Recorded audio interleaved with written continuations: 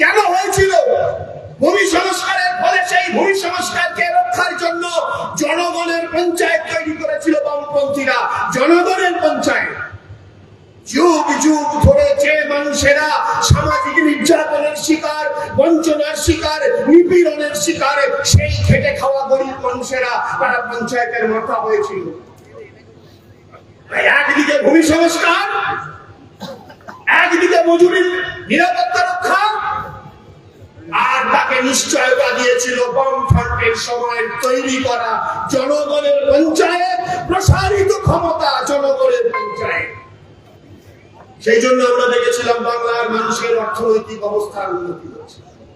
সেই জন্য একটা সময় পর দেখা গেল যে 25-30 বছর পরে যে বাংলা 77-এর 21শে জুনের আগে যে বাংলার গায়ে গরিব মানুষদের চাষের কাজ হয়ে গেলে পরে ভাদ্র মাসে তালের মুড়ি খেয়ে কিংবা শুকনো দুটি মুড়ি চিবিয়ে জল খেয়ে নিয়ে দিন গুজরান করতে হতো, দেখা গেল 1991-92-93 সালের পর সেই বাংলার মানুষ বছরে 20 লক্ষ কোটি টাকার শিল্প কেনার মতো ক্ষমতা, সেই শিল্প সামগ্রী কেনার মতো ক্ষমতা সেই বাংলার মানুষের তৈরি। সেই জন্যই তো উন্নত কৃষির ভিতের উপর দাঁড়িয়ে শিল্প তৈরি শুরু। জমি তো বাড়ে না, জমি বরং কমে যায়, পরিবার বেড়ে যায়, খাঁড়ি ভাগ হয়, আখা ভাগ হয়, জমি তো কমে যায়। তাই কাজের জন্য কারখানা চাই, কাজের জন্য শিল্প চাই। সেই কাজ করতে গেছিল বাংলা। আর চলতি 14 বছরে আর 11.5 বছরের মোদীর জামানায় আর 14 বছরের ওই ভদ্র মহিলার জামানায়, আমি দিন সন্ধ্যেবেলা তার নাম নিলাম, এই ভদ্র মহিলার জামানায় গোটা বাংলা আজকে অন্ধকারের দিকে তলিয়ে যাচ্ছে। কৃষকের ফসলের দাম নাই, শ্রমিকের মজুরি নেই, শ্রমিকের কাজের নিরাপত্তা নেই, বেকার ছেলে মেয়েরা এখানে কাজ পায় না, তাই বাইরে চলে যায় পরিযায়ী শ্রমিক হিসাবে, লাশ হয়ে ফেলে। এই বাংলা আমরা চাই না। এই বাংলাকে বদল করতে হবে। পরে এসে গেছে, বিরক্তি এসে গেছে, নিন্দা আসবেন, রুমেরা আসবেন, আমি আমার কথাকে আর বেশি বাড়াতে চাই না। আমার কথাটা হলো এই, অন্ধকারের দিকে ক্রমশ এগিয়ে যাচ্ছে এই বাংলা। বিজেপির ঘোষক হয়ে বাংলায় সাম্প্রদায়িক রাজনীতির বীজ পুঁতে চারদিকে বিষ লিখে ভরিয়ে দিয়েছে তৃণমূল, বিজেপি আর আরএসএস মিলে। বাংলাকে বাঁচানো মানে বাংলার মানুষকে বাঁচাতে হবে। বাংলাকে বাঁচানো মানে 11 সালে বাংলা যে জায়গায় ছিল সেই জায়গায় বাংলাকে ফেরাতে হবে। 11 সালের আগের বাংলা মানে যাদের নামে বজ্জাতি করা যেত না। 92 সালে জ্যোতি বোস যখন বাবরি মসজিদের ঘটনা ঘটে, জ্যোতি বোস তখন বলেছিলেন, পুলিশকে নির্দেশ দিয়েছিলেন, দল দেখবেন না, রং দেখবেন না, মানুষের পরিচয় দেখবেন না, দাঙ্গা যদি করতে আসে পুলিশের বন্দুক যেন থেমে না থাকে। আর এই বাংলায় বুদ্ধদেব ভট্টাচার্য বলেছিলেন। আর ওই একটা খবরের কাগজ আছে না, তাদেরকে না পড়লে পরে নাকি আমরা সবাই পিছিয়ে যাই। এখন আবার তারা নাগপুর থেকে পূর্বাতাসা খেয়ে এসে এখন আবার এই পশ্চিম বাংলার সাম্প্রদায়িক প্রচারে ভরে দিচ্ছে।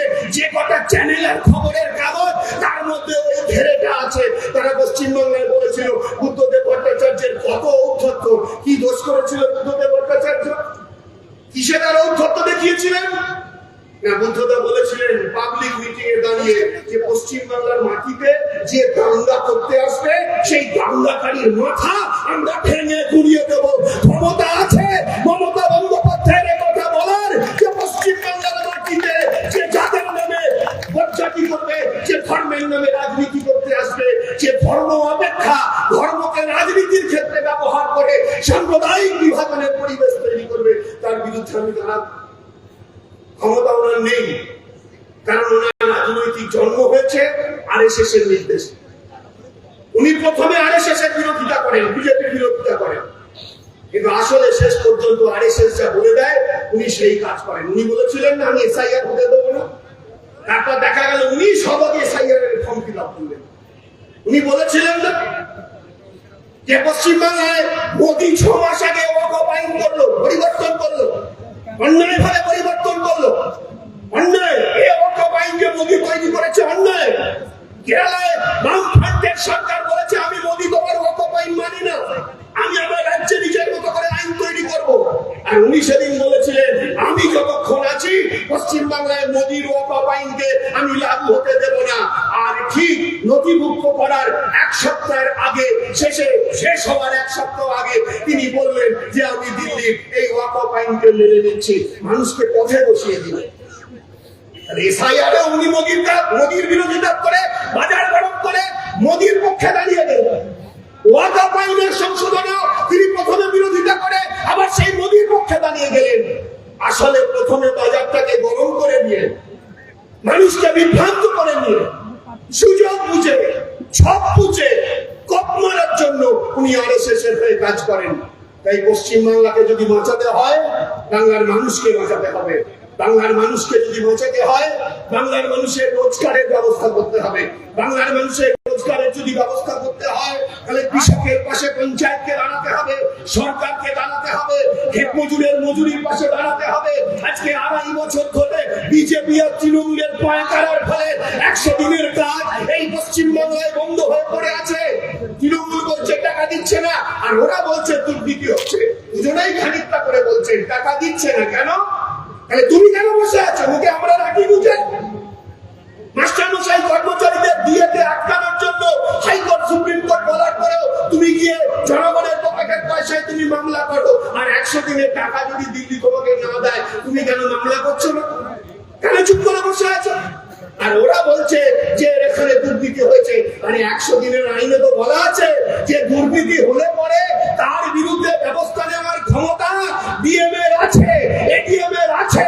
পশ্চিমবাংলায় এই 2.5 বছরে কটা পঞ্চায়েতের প্রধানের সম্পর্কে সমিতির সভাপতি বা জেলা পরিষদের সভাধিপতি 100 দিনের প্রকল্পে যাদের টাকা মারার অভিযোগ আছে তাদের বিরুদ্ধে এফআইআর করা হয়েছে?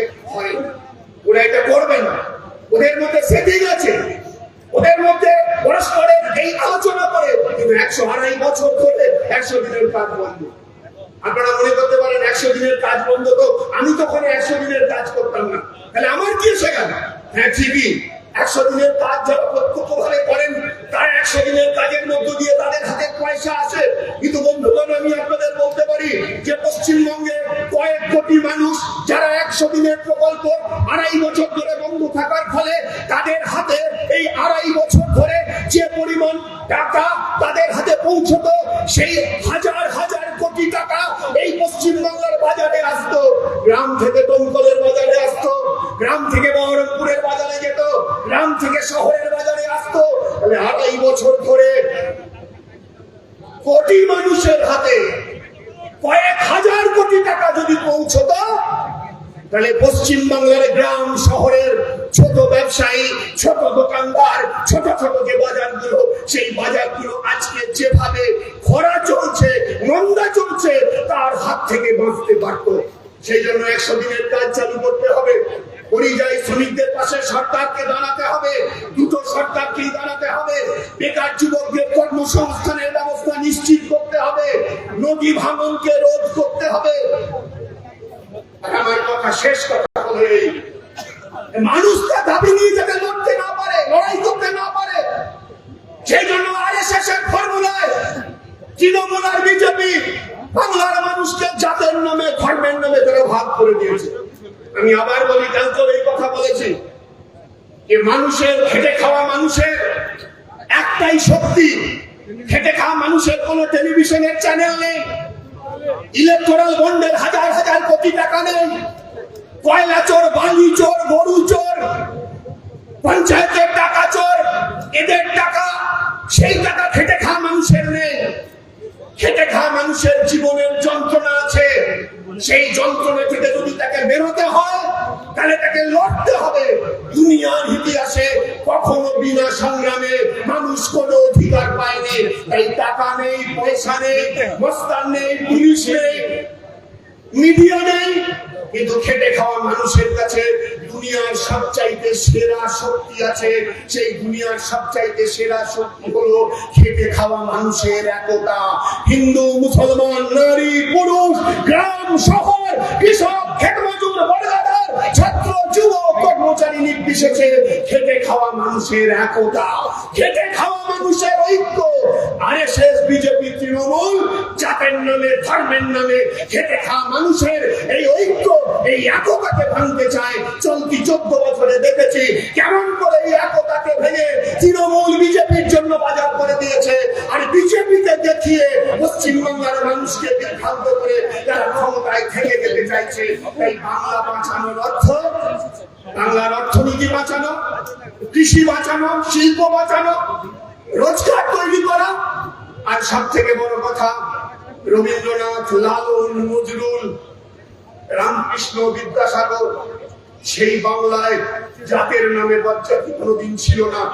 আরে সেই বিজেপি তৃণমূল যেভাবে জাতের নামে বজ্জাতির পরিবেশ তৈরি করেছে, এটা আমাদের ইতিহাস নয়। আকাশে যখন আসমানে যখন চাঁদ ওঠে, কোজাগরী পূর্ণিমা রাতের সেই চাঁদের চন্দ্রমা যেমন লক্ষ্মী ধোয়াতেও লক্ষ্মী মন্দিরের চারপাশকে আলোকিত করে, সেই একই চাঁদ একই সঙ্গে ঈদগাহ কিংবা মসজিদের উপরে এসে পড়ে। আবার যখন রমজান মাস পেরিয়ে যাওয়ার পর এক খালি ছোট্ট চাঁদ দেখা যায়, সেই চাঁদ যেমন মুসলমান মানুষের দাওয়া থেকে দেখা যায়, সেই চাঁদই এক হরি মন্দিরের দাওয়া থেকে সেই এক খালি চাঁদ দেখতে পাওয়া যায়। এই পশ্চিম বাংলায় হিন্দু মুসলমানকে জাতের নামে, ধর্মের নামে ভাগ করে যে যারা লুট করছে, তাদের যে রাজত্ব কায়েম হয়েছে, তাকে ভাঙতে হবে, তাকে সরাতে হবে।